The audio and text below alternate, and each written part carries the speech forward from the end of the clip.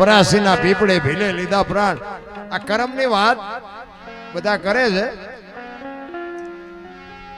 પણ મને એમાં ટપા નથી પડતા. તમને પડતા હોય તો બરોબર છે. આ ભાવની વાત કરે, કર્મની વાત કરે, એમાં મને નથી હૂજતું. આ ભક્તિ કરે એવડે દુખી છે, લ્યો દુનિયાના બૂસ મારે એ સુખી છે. તો શું આપણે શું કર્મનું શું સમજવું? રામ જેવા રામને આપણે દીવોન અગરબત્તી કરી રામજી મંદિર બનાવી, એમને 14 વર્ષ વનમાં રખડવું પડે. તો શું એનું કર્મ શું હોય છે? મિથિલા નરેશની દીકરી બાપુ માં ભગવતી સીતાજી જ્યાં સુધી બાપના ઘરે હતા ને ત્યાં સુધી બાપુ એક દી દુઃખનો નહોતો ઉગ્યો. અને અયોધ્યાના મહારાણી બન્યા ને પછી આ દુનિયા છોડીને ગયા ને ત્યાં સુધી બાપુ આખી જિંદગીમાં હારો દી ન ઉગ્યો. દીકરીનું શું કર્મ છે? આ બધા કર્મની વાતો કરે. હું તો અમુક ના આવા દાખલા દઉં. આવડા અમને શું એમને શું બાવળિયા વાવ્યા હતા, અમને આ ભોગવવું પડ્યું.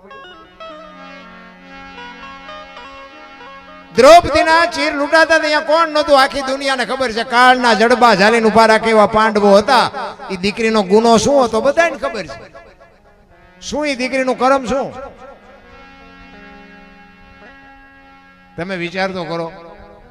આખી દુનિયા જેને બનાવી હોય, આખા અખિલ બ્રહ્માંડનો માલિક, વિશ્વનો સર્જનહાર કૃષ્ણ પરમાત્માને ખબર ન હોય કે અહીં બેસ તો ભીલ મને બાણ મારશે, એને ખબર ન હોય?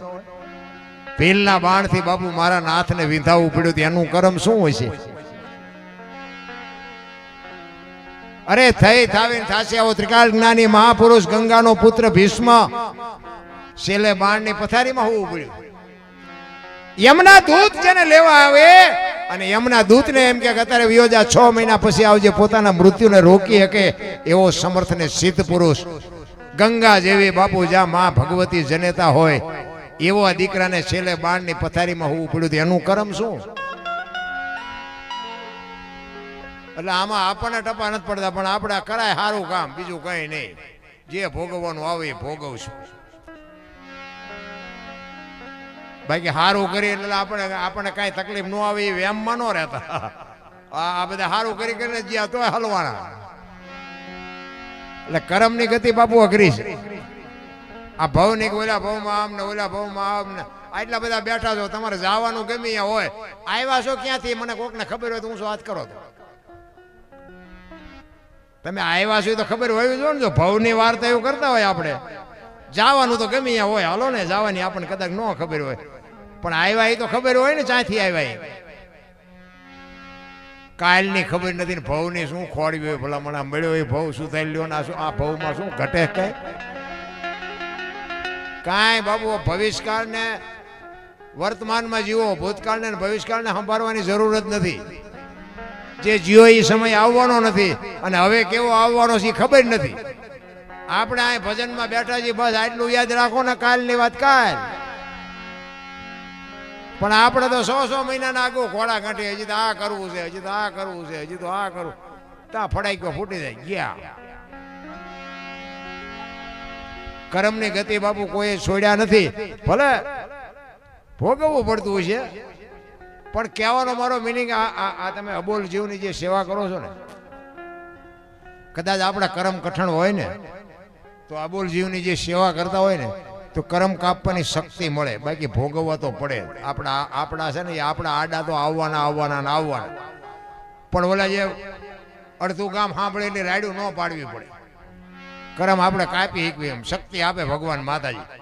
કે આ અબોલ જીવને કોઈક આંતડીની દુઆ મળી હોય ને, શરીરમાં કાંઈ પણ પીડા હોય ને તો તમને પીડા વેઠવાની શક્તિ આપે. બાકી ભોગવવા તો પડે જ. રામને નથી છોડ્યા ને કૃષ્ણને નથી છોડ્યા, તો આપણને હું છોડવાના હતા?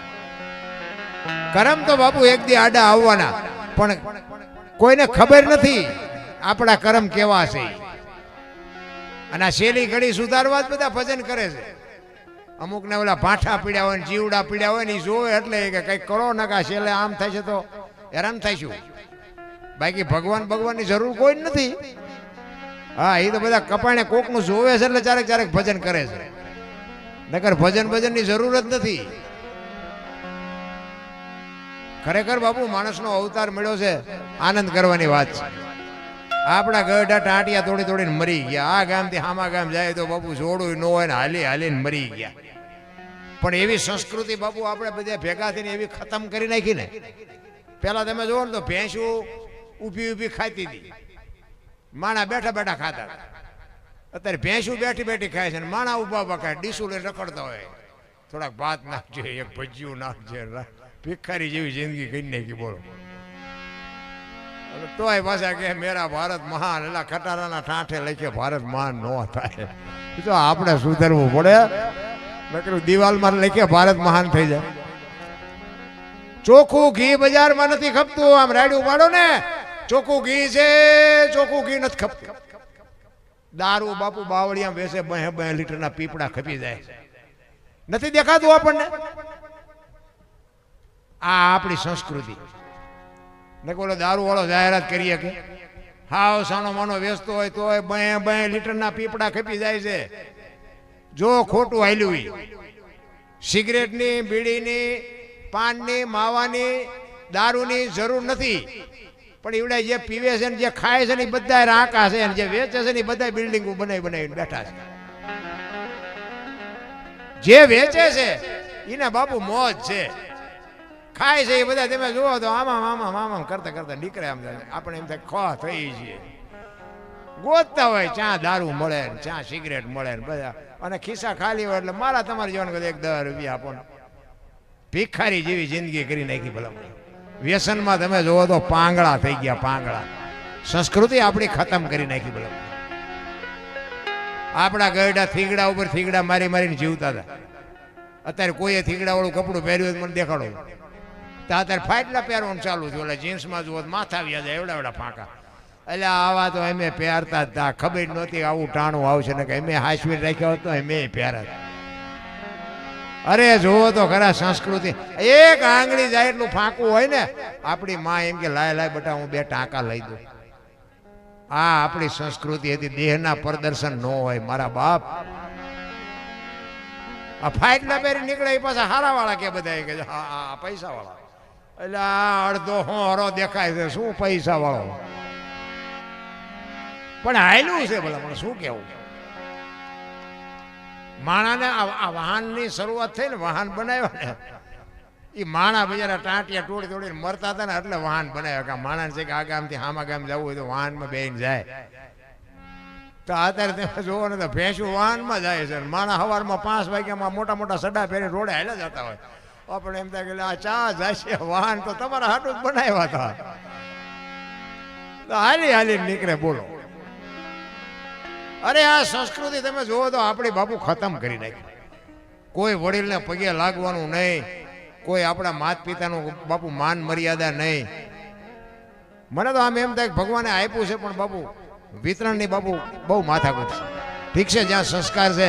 અને હું તો આ બહેનોને ખાસ કહું, તમે ધારો ને એવા દીકરા તમે આ દુનિયામાં જન્મ આપી શકો, દીકરીઓ એવી જન્મ આપી શકો. તમારા કોઠામાંથી જ શિવાજી રાણો પ્રતાપ જન્મે, તમારા કોઠામાંથી જ ગંગા સતી પાનબાઈ બાપુ જન્મે. પણ બાપુ તમારામાં જો એવા કંઈક સંસ્કાર હોય ને તમારી કંઈક એવી જો તમન્ના હોય તો પતે. બાપુ વહુ ને હારો ભેગા પાણીપુરીઓ ખાતા હોય ત્યાં પરજામ કઈ હારા વાઈટ ન હોય. હા હું તો ના પાડું છું ભાઈ કે જે કરતા હોય કરજો, હું કોઈને સુધારવા નથી આવ્યો. પણ હારા દીકરા વગેરે બાપુ આ દુનિયાના આ દેશનો એક દી વિનાશ થઈ જાય. લખવું હોય તો લખી લેજો. આ દીકરીઓને હું તો કહું કે બાપુ દેહના પ્રદર્શન ન હોય, ફેશન કરો, તમને ભગવાને આપ્યું હોય વાપરો, ખાઓ પીઓ, મોજ કરો. પણ તમે ધારો એવી દુનિયા હારી નથી. તમે આ દેહના પ્રદર્શન કરીને શું સાબિત કરવા માંગો છો? હું તમને એક રામાયણનો દાખલો આપું કે સીતાજી લક્ષ્મણ રેખાને ઓળંગી ગયા એટલે હરણ થયું. એવું બધાને ખબર છે. આ લક્ષ્મણે રેખા દોરી અને માને કીધું કે ભાભી સાહેબ તમે આ રેખાને ટપતા નહીં, અને પછી વ્યાઈ ગયા. હવે એ રેખા ટપી ગયા ને અને હરણ થયું. તો તમે એમ માનો છો કે સીતાજીમાં શક્તિ નહોતી? રાવણ એ માં ભગવતી સીતાજીને રાવણ લઈ જઈ શકે એવી રાવણમાં એવી શક્તિ હતી? શક્ય જ નથી. મિથિલા નરેશની દીકરી બાપુ અગ્નિનો ગોળો હતો. રાવણ માથે એક દ્રષ્ટિ પડે ને, રાવણની રાખ આ દુનિયામાં ન પડે બાપુ. એ ભગવતી જોગમાયા હતી. પણ એ આજની દીકરીઓને બાપુ કેળો પાડ્યો.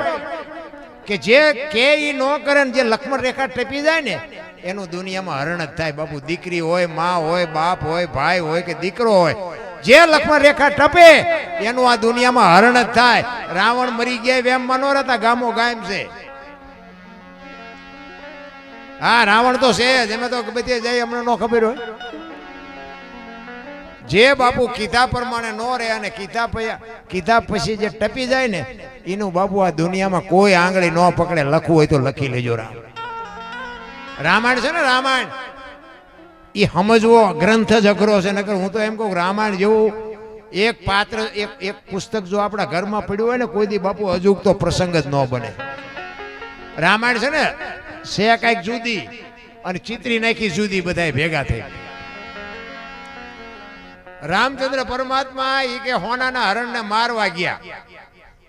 આટલા બધા બેઠા હું તમને કહું હોનાનું અણિયું હોય તમને કેમ લાગે?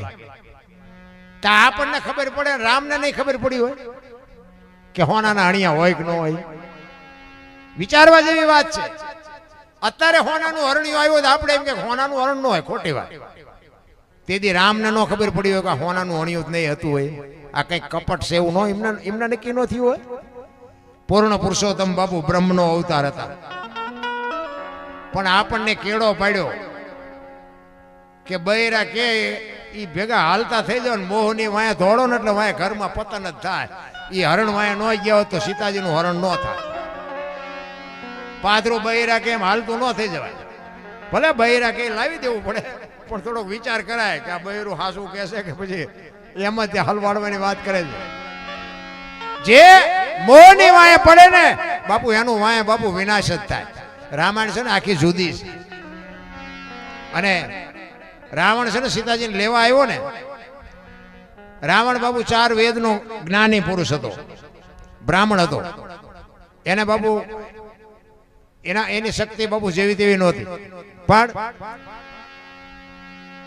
દશરથ મહારાજને ખબર નહોતી કે મારે 4 દીકરા છે ને એમાં મોટો દીકરો બ્રહ્મ છે. લંકામાં રાવણને ખબર હતી કે દશરથનો મોટો દીકરો છે ને એ બ્રહ્મ છે અને એ મને જો મારે ને તો મને મુક્તિ મળે. એના ઘરમાં હું જેવી તેવી ચોરી કરું તો મને મારે નહીં, એનું બૈરું ઉપાડી આવું તો જ મને મારે. આ રાવણે પોતાના ઉદ્ધાર માટે જ બાપુ આ પગલું ભર્યું હતું. અને સીતાજીને જ્યારે ઉપાડ્યા ને ત્યારે માં કઈને ઉપાડ્યા હતા કે માં તું આવ્યો ને તો મારો બાપ આવે અને અહીંયા આવે ને તને લઈ જવું તો એ મને મારે, નકર એ મને મારશે નહીં, મારે એના હાથે મરવું છે. માં ગઈ અને ખંભે બેહારી અને રાવણ લંકા સુધી લઈ ગયો. અને એક વાત તમને એ કહું કે રાવણને જો લંકા વનમાંથી અશોક વનમાં લઈ જવામાં રાવણને કોઈ ન રોકી શક્યું હોય તો અશોક વનમાંથી પોતાના મહેલે લઈ જવામાં રાવણને કોણ રોકત? એને ખબર હતી કાલ દુનિયા નહીં વાતું કરવાની કરશે.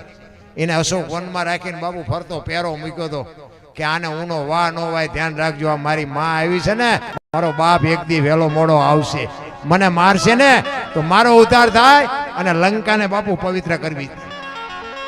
પોતાના મેલે નથી લઈ ગયો સીતાજીને, અશોક વનમાં રાખ્યા હતા.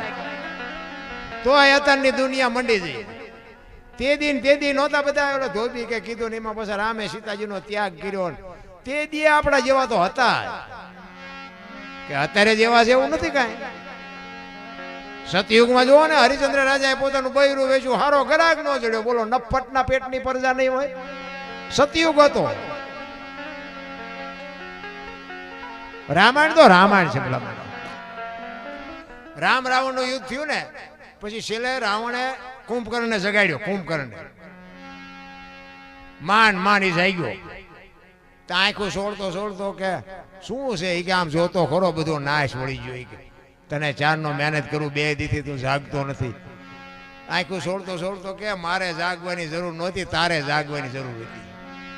ઈ કે સલાહ લેવા નથી જગાડ્યો, તું એક રહી જતો એટલે જગાડ્યો. હાલ ને આખી દુનિયાનો બાપો છે, હું આવું છું તારી વાયે ને વાયે, તું એક રહી ન જા ને એટલે જગાડ્યો. ઈ કે સલાહ નથી જોતી, સલાહ જોતી હોય તો લંકાનો રાજા તને ન બનાવે. વિચાર કરજો. પોતાના આખા કુટુંબનો ઉદ્ધાર કરી દીધો બાપુ રાવણે રામના હાથે. તોય દુનિયા બાપુ કઈ નું કઈ બોલે છે, કારણ કે હવળું પડે. જગતને ભગતને કોઈ દી બાપુ મેળ પડ્યો જ નથી.